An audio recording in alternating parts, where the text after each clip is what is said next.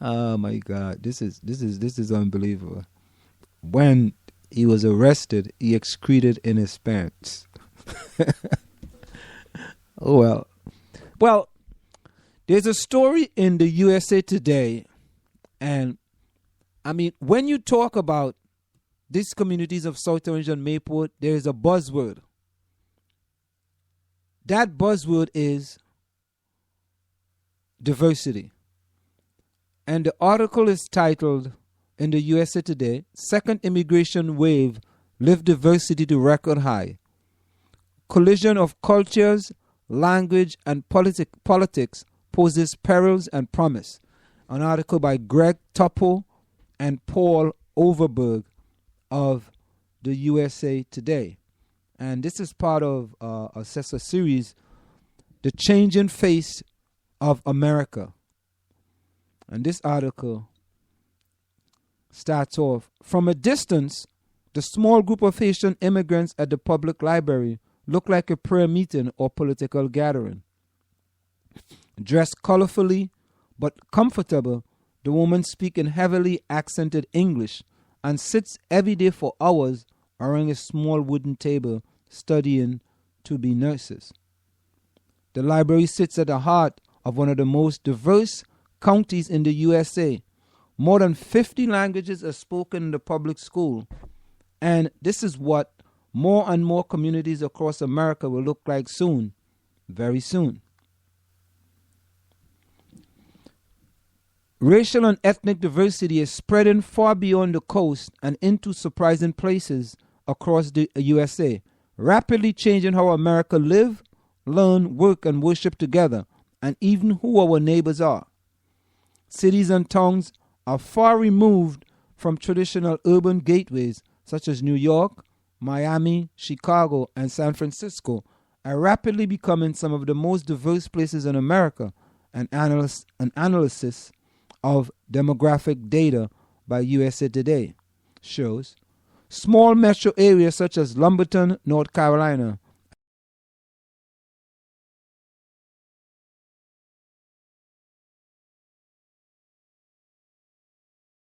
Iowa has seen a stunning surge in immigrants, making those places far more diverse. The USA is experiencing a great wave of immigration. Call it a second great wave, the first which stretched from the 1880s.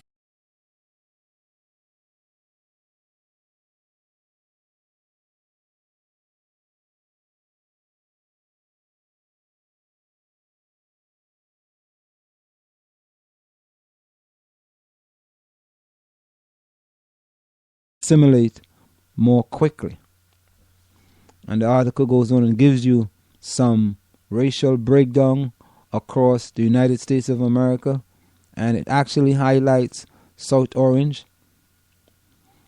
The results: for the first time, the next person you meet in the country, at work, in a library, at a coffee shop, or movie ticket will probably be a different race or ethnic group. USA Today used census data to calculate the chance that two random people are different by race or ethnicity and come up with a diversity index to place every county in a scale of 0 to 100.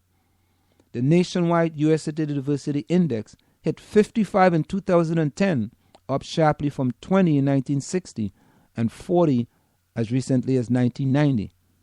In South Orange, the index is 59. This is just the beginning. Barring catastrophe or a door slam on immigration, the diversity index is on track to top 70 by 2060, according to the USA Today analysis of population projection by Proximity 1 of Alexandria, Virginia. That means there will be less than 1 in 3 chance that the next person you meet will share your race or ethnicity, whatever it is: white, black, American Indian, Asian, Native Hawaiian, or Hispanic.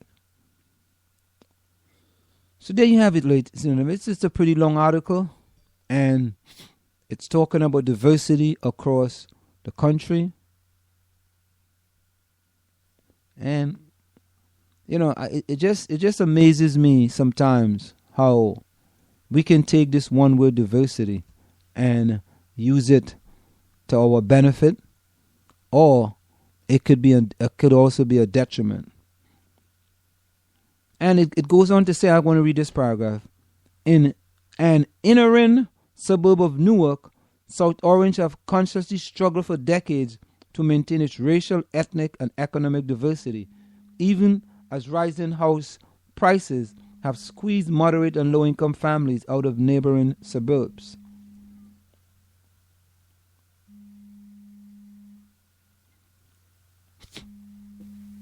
Like Newark, it's part of Essex.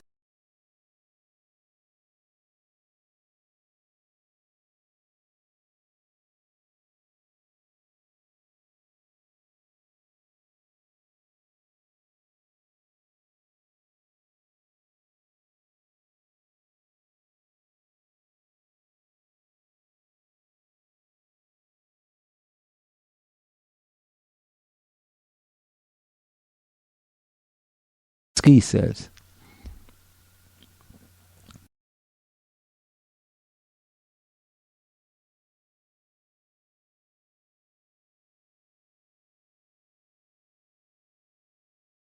Activists working with realtors to persuade them to show prospective families a broader swath of houses for sale. In many cases, activists take newcomers on a kind of outsiders real estate tour of their own. Of course, they're talking about the Community Coalition and Race. We wanted to see if we could actually encourage people to live in all parts of the community, says Nancy Gagnier, Executive Director of the South Orange Maplewood Community Coalition and Race. After a community rail line directly connected the area with Manhattan in 1996, diverse families increasingly began settling here from Manhattan, Brooklyn, Queens, Jersey City, and Hoboken, Gagnier says.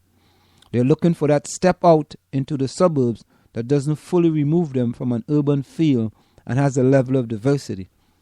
The change had many locals worried about white flight to more far-flung suburbs.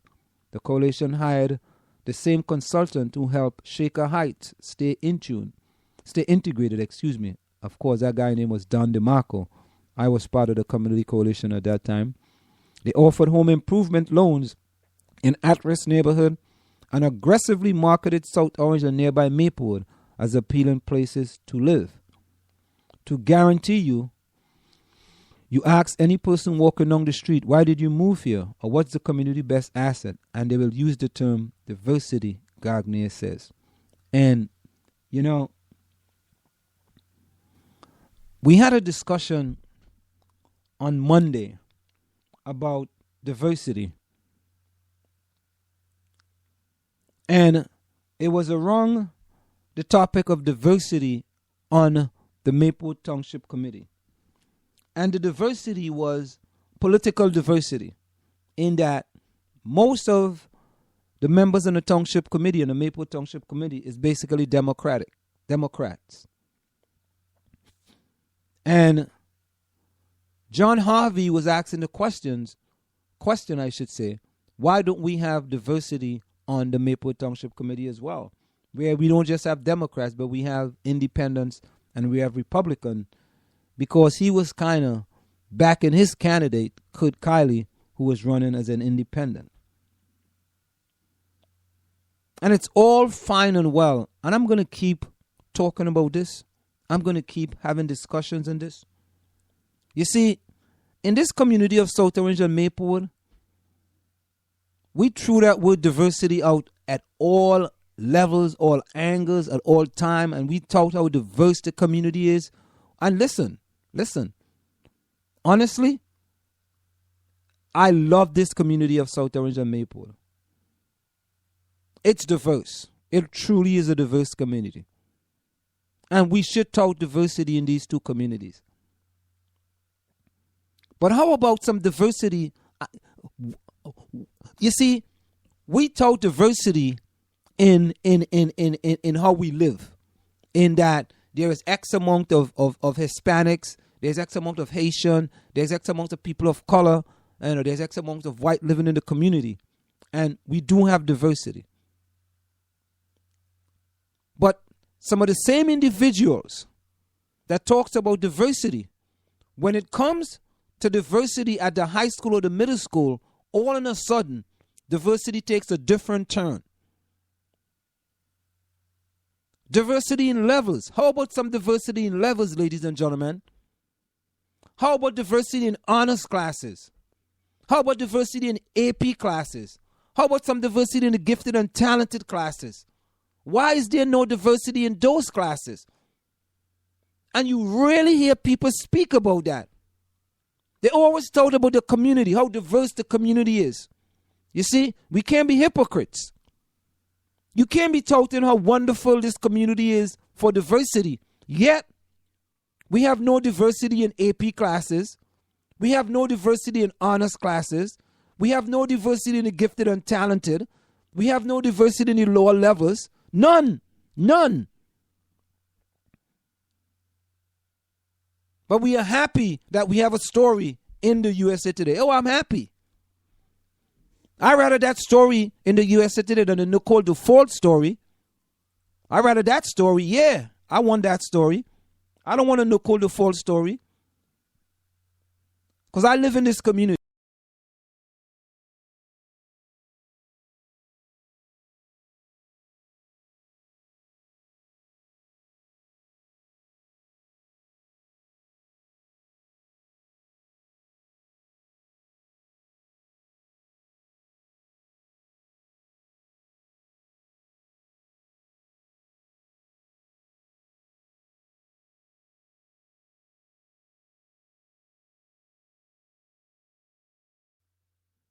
Well, we were off the air there for just a few seconds. It seemed like the internet is going up and down, up and down, up and down. Right? Well, I was talking about diversity, and I'm just going to repeat myself. You know what? We're going to go for a short break, and when we come back, we're going to continue this discussion on diversity. We'll be right back. Want to learn piano for kids? Then I recommend Wendy Goldstein School of Piano. Wendy Goldstein has been offering piano lessons since 1993 and teaches piano in a very natural way. An alumni of Manhattan School of Music, Wendy creates customized lesson plans for each student and helps bring music alive. Wendy provides you a convenient location, the best value, and the most fun way to learn piano. All ages are welcome and the first lesson is always free.